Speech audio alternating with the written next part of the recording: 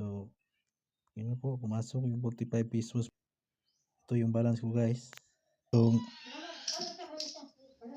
2,000 pero ang winidraw ko guys 45.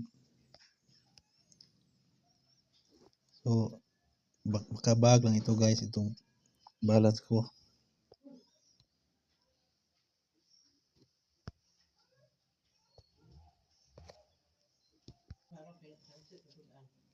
So guys, ang withdraw ko po 45 pesos.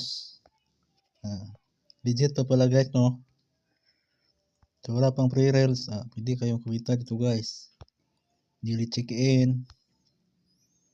Kailangan nyo lang tapusin guys yung